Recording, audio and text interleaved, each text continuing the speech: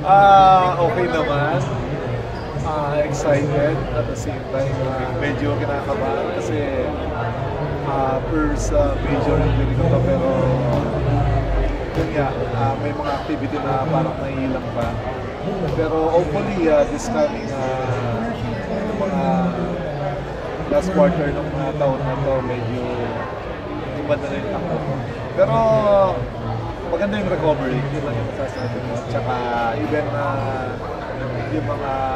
yung doctor namin and yung mga PT namin, sinasabi nila na mabilis siyang healing.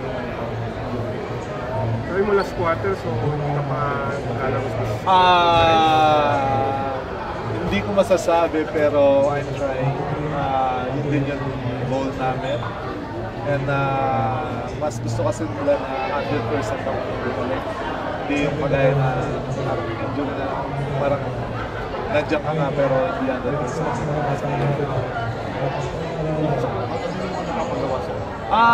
Marami pero hindi ko akalain na ganun pala ka-intensive yung kapag may major injury ka na mga workout. Kasi yun nga, it's my first time na surgery. Pero I'm okay naman. I think makakabalik ako 100%. And yun nga, mas turning alam ko, hindi pa tapos yung pa rin. Dito lumakas din kayo ha? Sa mga movements na maganda kasi maraming free agent na kinuha si coach na pwedeng makatulong sa amin, especially on defense. Kasi yun naman yung number one goal namin is to play defense. Manalo ng games. And then mag-add ng another length kasi para makatulong kay Kuya tsaka kay Kelly. And I think si Henry, after rookie niya, during training camp namin, ganda ng mga pinapakita. Hopefully, madala niya. Marami kayong bago, pero ganun kalaking tulong sa inyo medyo umata.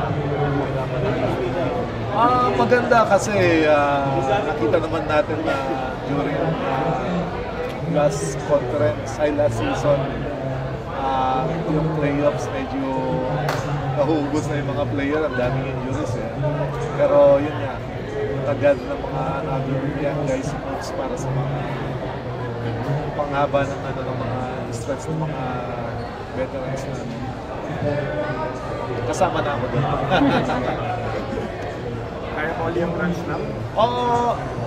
To be honest, never namin inisip yung Grand Slam. As in, even na nandun sa finals ng last conference, never namin inisip. I think pusa lang dumarating. Kasi once na inisip mo yung ganun na goal, nag-pressure ka lang. So, siguro, yun nga, for us to win another championship or ganun na run, I think pinaka-importante sa akin is one game at a time, and then yung goal namin is to win games. Wag championship na lang. Reaction mo lang kay LA, coach na kayo. To be honest, sobrang happy ako sa kanya kasi from madalang lang yun from player to head coach kagad, di ba? Yung transition na gano'n. And sobrang happy ako kasi nakita ko siya during our college.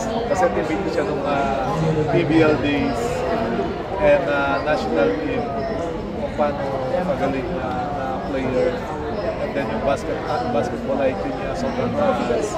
So bagay na makita ko siya mag-head coach. Pero yun nga, iba yung head coach at iba yung player. Pero I think makakapag-adjust naman siya.